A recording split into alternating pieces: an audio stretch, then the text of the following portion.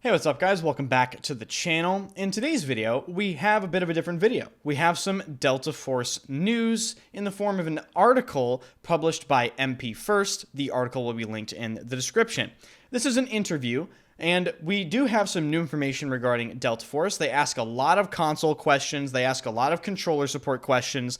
They even ask them directly if they were inspired by Battlefield 2042, which I thought was a very surprising question to hear in an interview. So without further ado, let's jump into this interview.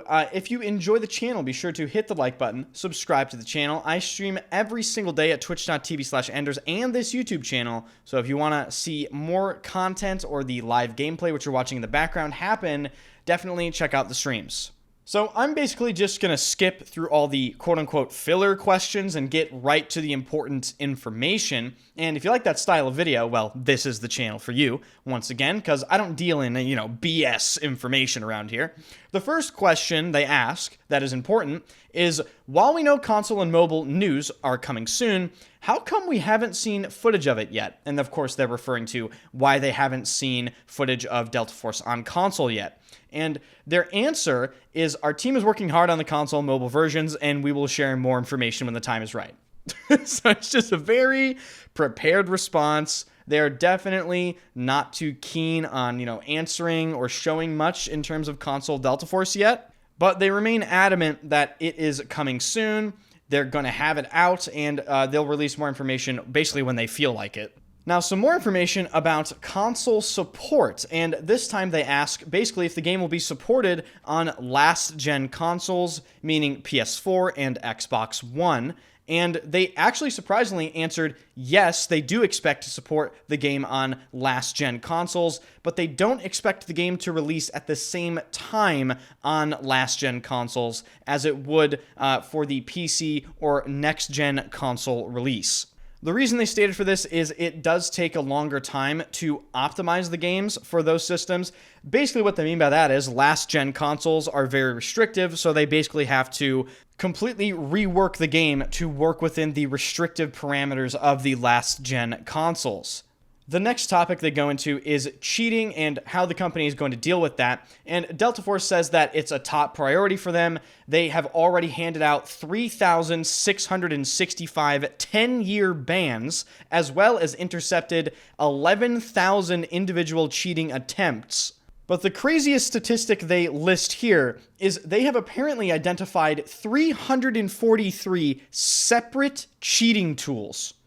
Let me say that again. 343 separate cheats, and the game isn't even out yet. They go on to comment that they are not considering IP bans because apparently some players share IP addresses, and for repeat offenders, they are looking at hardware bans.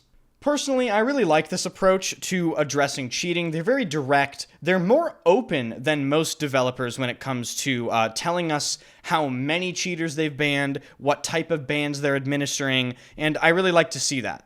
And for you console players that are going, hey, what about Zim and Cronus on console? That's like a big problem. Well, they actually addressed this as well, and Delta Force says they will plan to push an update to the game's anti-cheat system that will basically get rid of Zim and Cronus users. So they're saying a lot of good stuff here, and they're on the ball with it. The next few questions basically have to deal with whether or not the game will have pay-to-win elements. They ask them if certain characters will be behind a battle pass. They ask them if the campaign portion will be locked behind a battle pass, and they unanimously say no. One of the biggest things about Delta Force, according to them, is that no content will be put behind a paywall. All the content will be accessible to everyone. This is not going to be a pay-to-win experience. Moving a little deeper into the article, they start asking them about specific game modes, how they're going to design specific game modes, whether or not there will be infantry-only maps in the game, and they start asking them about skins and what their approach is to that. Delta Force then stated that they will be exploring smaller infantry-only maps, such as Redacted for Battlefield 2042 or Operation Metro, and they also state that they might bring Team Deathmatch to the game in a further update. Now, in terms of the skins, this is always a big topic because a lot of people really do not care for the direction, let's say, Call of Duty or even games like Rainbow Six Siege take with their games in terms of skins. particularly with Call of Duty or Fortnite. You know, even in Battlefield 5, people complain about the skins. You have quote-unquote unrealistic characters running around, and for some people, it ruins the experience.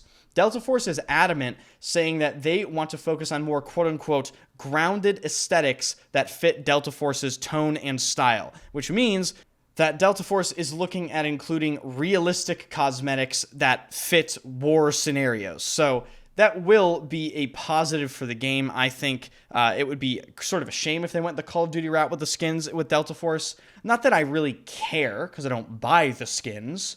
But even though I don't buy the skins, I do think this is nice to hear, and I do think a lot of people will enjoy this approach. At the end of the article, they asked more questions regarding consoles, including when the console beta should be, and they stated that they know the community has been waiting for more information on the console open beta version and controller support, and they promise they will tell us more information when they know about it. And they also asked the developers of Delta Force what kind of performance consoles should expect, and they just answered they should perform similarly to other mainstream shooters. Now, the funniest question in this entire article is when the interviewer basically directly states that the UI and graphic style of Delta Force is very similar to Battlefield 2042, and the interviewer asks Delta Force if they did this intentionally to set out to capture the Battlefield audience, and their answer is pretty interesting. They said, quote, "We have been making Delta Force for 4 years, and the game has seen many iterations with tweaks to its visual design and UI. Ultimately, we decided on a near-future art style to offer players a fresh spin on the Delta Force experience, while providing excellent readability and immersion through the UI. Rather than targeting a specific player base, we aim to meet the expectations of both new and long-time Delta Force fans." Man, that is a really good way to avoid that question, I have to say.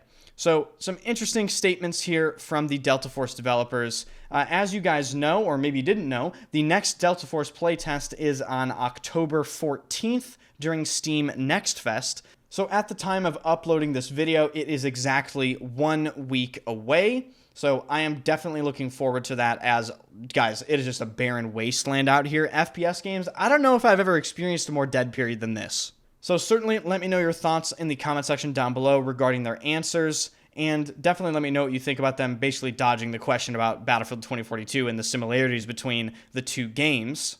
If you want to keep up to date with Battlefield, Delta Force, and anything FPS related, definitely hit the like button and subscribe to the channel. I also stream every single day at twitch.tv/enders. Follow my stream, first link in the description. And I also stream on this very YouTube channel as I multi-stream. Yes, we are in the 21st century.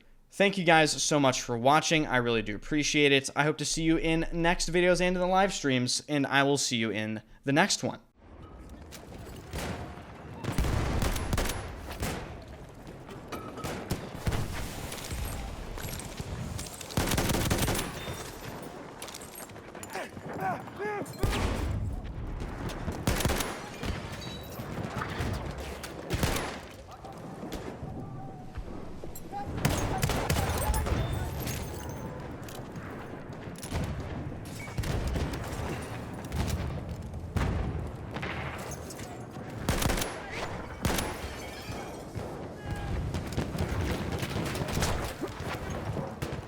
Soll ich deine Wunden versorgen?